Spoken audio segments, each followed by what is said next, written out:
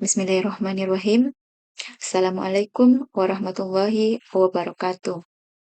Pada kesempatan ini, pertama-tama saya ingin mengucapkan terima kasih banyak kepada Prof. Yusring Sanusi Basri selaku dosen pengampu mata kuliah IT, Komputerisasi dan Sistem Pendidikan Kebidanan yang memberikan tugas kepada kami untuk membuat video pembelajaran ini yang insya Allah pada kesempatan ini saya akan mempresentasikan mengenai topik ilmu anatomi dasar dan fisiologi tubuh manusia.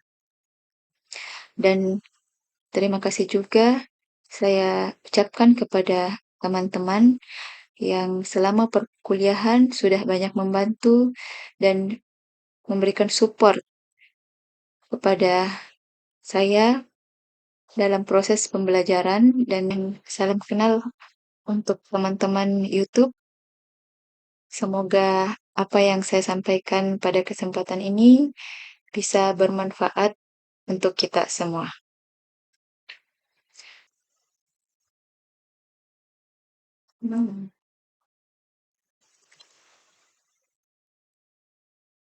Baik, sebelum saya memulai mempresentasikan materi saya, kita brainstorming dulu ya.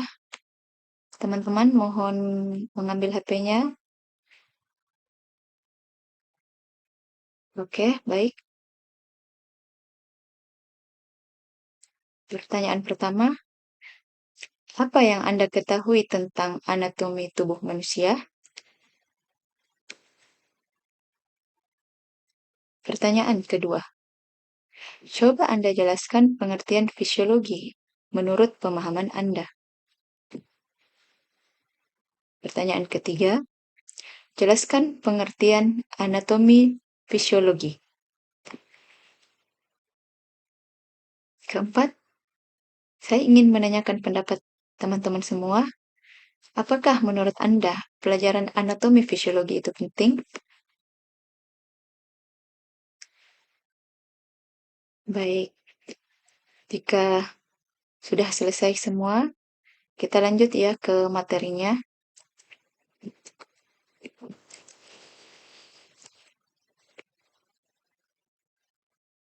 Anatomi. Nah, anatomi berasal dari bahasa Latin, yakni ana, yang berarti bagian atau memisahkan. Tomi, artinya iris atau potong.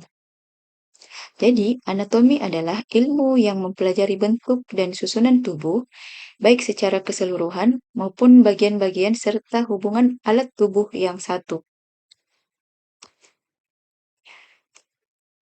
Fisiologi.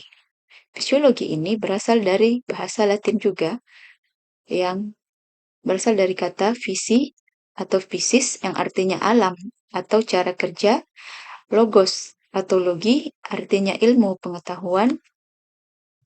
Jadi fisiologi adalah ilmu yang mempelajari faal atau pekerjaan dari tiap-tiap jaringan tubuh atau bagian dari alat-alat tubuh dan sebagainya. Adapun arti dari anatomi fisiologi adalah ilmu pengetahuan yang mempelajari tentang susunan atau potongan tubuh dan bagaimana alat tubuh tersebut bekerja.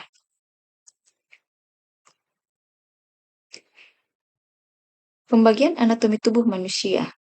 Anatomi tubuh manusia disusun ke dalam beberapa bagian sistem tubuh, yaitu pertama, sistem integumen, kedua, sistem skeletal, ketiga, sistem muskular, keempat, sistem persarafan, kelima, sistem endokrin, keenam, sistem kardiovaskular, ketujuh, sistem limfatik, kedelapan, sistem pernapasan, 9, sistem pencernaan, 10, sistem perkemihan, 11, sistem reproduksi, dan yang terakhir, sistem reproduksi wanita. Baik, pertama kita akan membahas tentang sistem integumen pada tubuh manusia. Apa sih sistem integumen ini? Jadi, sistem integumen ini adalah lapisan terluar dari tubuh kita. Integumen berarti penutup lingkungan sekitarnya. Contohnya seperti kulit, kuku, rambut, dan juga kelenjar yang ada pada tubuh manusia. Organ dan struktur ini adalah garis pertahanan pertama kita dalam melawan bakteri dan membantu melindungi tubuh kita dari cedera dan sinar matahari. Sistem integumen ini bekerja dengan sistem lain di tubuh kita untuk menjaga keseimbangan. Oke, next. Sistem skeletal. Sistem skeletal atau sistem rangka adalah bagian tubuh yang terdiri dari tulang, sendi, dan tulang rawan atau kartilago sebagai tempat menempelnya otot dan memungkinkan tubuh untuk mempertahankan sikap dan posisi tubuh. Jadi, dengan kata lain, sistem skeleton ini merupakan rangkaian tulang dan sendi yang menjadi dasar bentuk tubuh kita. Dengan adanya sistem ini, manusia dapat bergerak dan berbagai organ penting di dalam tubuh pun terlindungi. Nah, Anda perlu ketahui bahwa manusia umumnya terlahir dengan 300 tulang.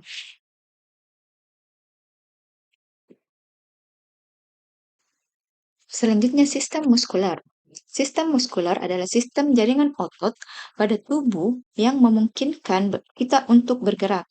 Sebagian besar otot pada tubuh berada di bawah kendali sadar dan digerakkan oleh perintah otak melalui sistem saraf. Namun, beberapa otot, seperti otot jantung, yang tak sadar bergerak secara teratur tanpa kendali sadar. Jadi, sebagian besar otot kita itu dikendalikan oleh tubuh dalam keadaan sadar. Namun, ada beberapa otot yang saya sebutkan tadi, yaitu otot jantung, itu merupakan otot yang dapat bergerak tanpa kendali sadar dari sistem tubuh kita.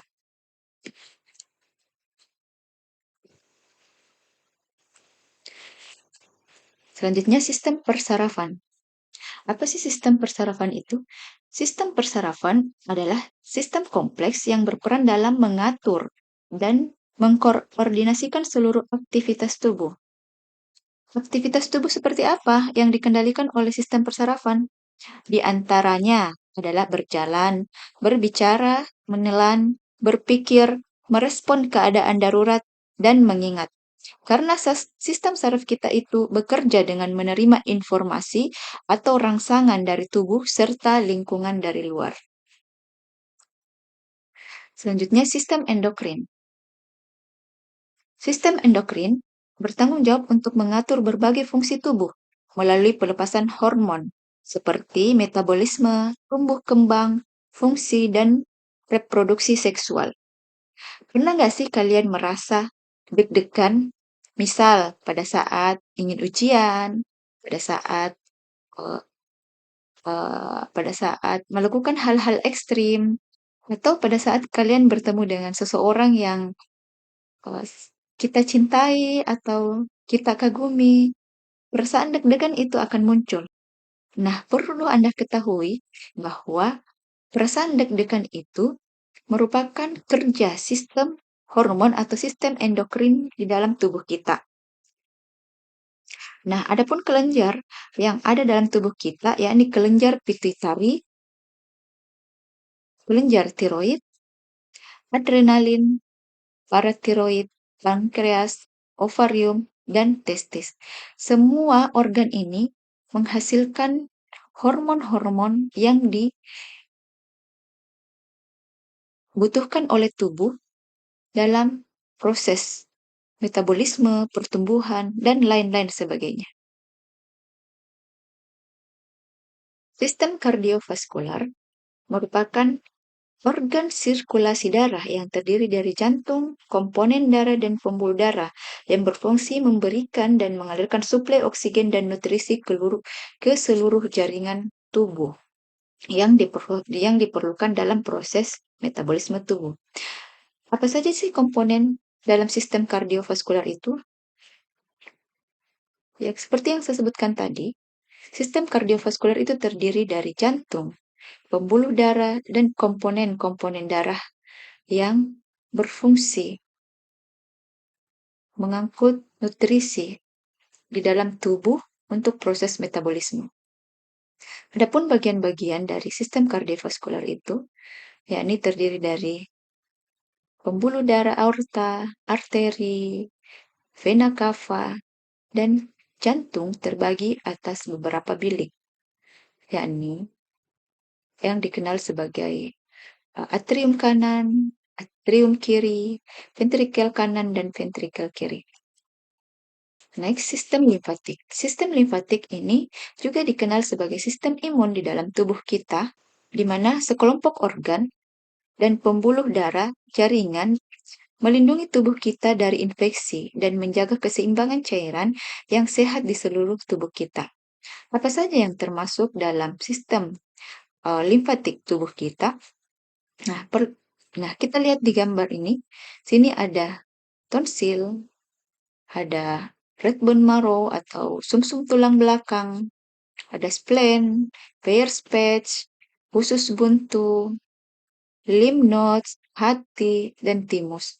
Ini merupakan semua organ yang berperan dalam sistem limfatik atau sistem kekebalan tubuh kita.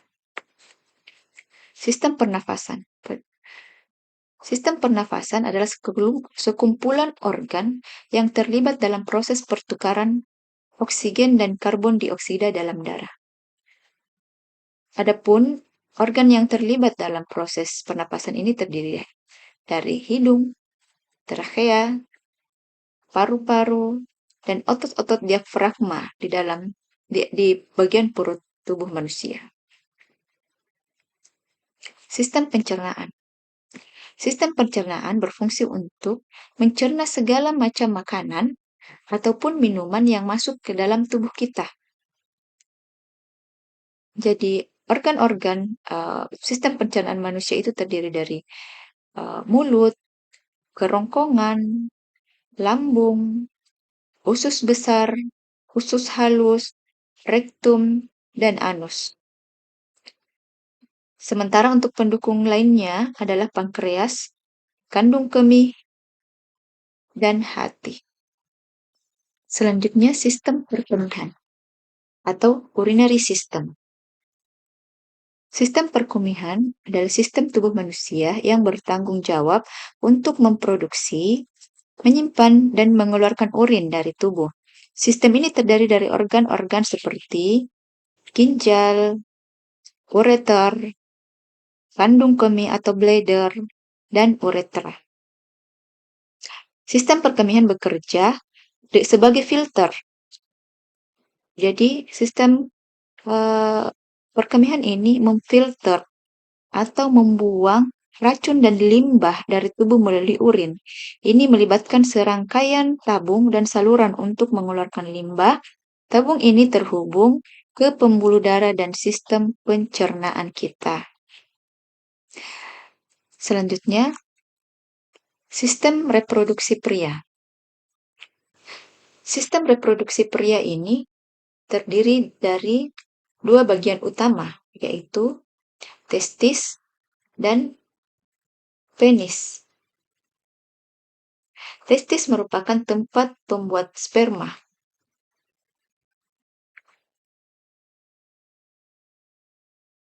Dan sebagian besar sistem reproduksi pria ini berada di bagian luar tubuh pria tersebut.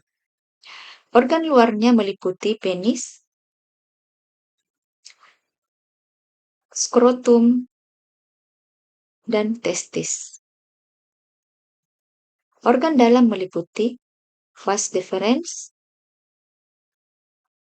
prostat, dan uretra.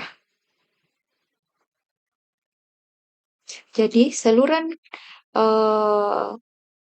ejakulasi atau saluran untuk mengeluarkan sperma dari tubuh seorang pria itu sama tempatnya dengan saluran kencing, yakni ureter. Jadi satu saluran ya, antara saluran kencing atau perkemihan dengan saluran reproduksi pada pria. Selanjutnya sistem reproduksi pada wanita. Sistem reproduksi pada wanita itu juga terbagi dua, ada yang internal dan ada yang eksternal. Untuk yang internal, ini terdiri dari labia atau bibir. Yang terdapat pada gambar ini terlihat jelas bahwa ada ini nampak dilihat dari luar. Ada labia mayor, labia minor, uretra, klitoris, himen, dan ini lubang vagina. Nah, untuk sistem reproduksi wanita yang bagian dalam atau internal itu terdiri atas vagina, serviks atau mulut rahim, terus tuba fallopi, dan ovarium. Nah, untuk sistem reproduksi wanita, pada proses kehamilannya itu akan terjadi proses perubahan anatomi maupun fisiologi pada ibu hamil itu sendiri. Jadi apa-apa saja sistem yang berubah atau anatomi dan fungsi tubuh ibu hamil yang berubah pada saat hamil. Nah, ini kita lihat. Sini ada sistem reproduksi.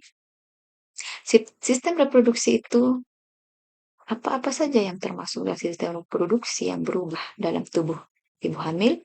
Ini ada uterusnya berubah, ovarium, vagina dan vulva, payudara. Untuk sistem kekebalan tubuh, di sini pada sistem kekebalan tubuh ibu hamil akan terbentuk namanya hormon prolaktin di sistem kelenjar payudara pada ibu hamil. Nah, seperti yang sudah saya jelaskan sebelumnya bahwa sistem kekebalan tubuh atau limfatik itu salah satu organ yang menghasilkan hormon itu adalah sistem kelenjar di payudara. Ketiga, sistem perkemihan. Nah, pada saat ibu mengalami kehamilan, sistem perkemihan pun juga akan berubah. Hanya ada perubahan ukuran uterus sehingga menyebabkan tekanan pada kandung kemih ibu, sehingga pada saat ibu hamil atau baru mulai hamil dan akhir kehamilan, ibu akan merasakan sering buang air kecil karena adanya tekanan dari pertambahan perubahan ukuran uterus ini. Dan adanya tekanan kepala janin turun. Ini menyebabkan juga sistem perkemihan ibu itu akan berubah. Kemudian untuk sistem pencernaan, apa-apa saja yang berubah, di sini akan terjadi morning sickness atau mual muntah di pagi hari, konstipasi atau buang air besar yang tidak lancar, gigit tipis, peradangan pada apalagi perubahan peradangan pada gusi,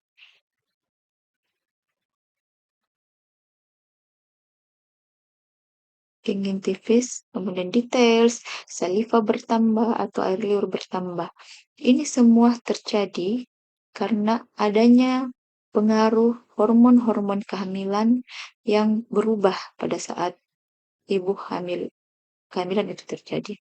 Kemudian yang selanjutnya ini sistem muskuloskeletal. Nah, jelas sistem muskuloskeletal ini akan berubah. Perlu diingat kembali sistem muskuloskeletal itu sistem otot dan rangka.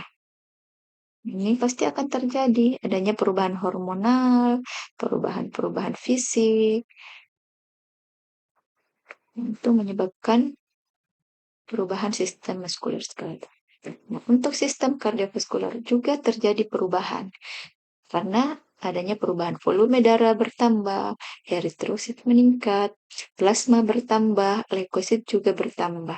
Ini terjadi karena kebutuhan dari si janin untuk dipenuhi si ibunya. Makanya kan terjadi perubahan atau penambahan volume darah pada sistem kardiovaskular. Nah, sistem integumen. Ini sistem integumen uh, pada kulit ibu hamil kita akan melihat adanya hiperpigmentasi, pipi, kulit pipi, leher, di perut juga kadang muncul striae, dan di paha, serta metabolisme meningkat. Kemudian di sistem pernafasan juga terjadi peningkatan kebutuhan O2, bentuk toraks berubah karena adanya tekanan dari uterus, kemudian kapasitas vital paru juga meningkat. Sistem persarafan pun begitu. Jadi hampir semua sistem di dalam tubuh ibu hamil itu mengalami perubahan ketika terjadi proses kehamilan itu sendiri. Nah, dalam materi anatomi dan fisiologi dasar pada tubuh manusia ini, ada beberapa istilah posisi tubuh atau anatomi tubuh yang perlu kita ketahui, seperti superior. Superior ini berarti bagian atas. Contoh, mulut uh, terletak superior terhadap dagu. Inferior ini artinya bagian bawah. Contoh, pusar terletak di inferior terhadap payudara. Kemudian ada anterior atau ventral. Ini sama dengan permukaan depan. Contoh, lambung terletak anterior terhadap limpa. Kemudian posterior atau dorsal. Ini sama dengan permukaan belakang. Contoh, jantung terletak posterior terhadap tulang rusuk. Untuk medial dan lateral, medial di sini berarti bagian tengah atau lebih dekat ke bidang median. Contoh, jari tengah terletak medial terhadap jari manis dan telunjuk. Kalau lateral, itu bagian samping, menjauhi bidang median. Contoh, telinga terletak lateral terhadap mata. Nah, inilah istilah-istilah yang patutnya atau sebaiknya dipahami dalam mempelajari anatomi dan fisiologi tubuh manusia. Baik, terima kasih. Demikian presentasi saya pada kesempatan ini. Kurang lebihnya mohon dimaafkan. Billahi fisabilil haq, fastabiqul khairat. Assalamualaikum warahmatullahi wabarakatuh.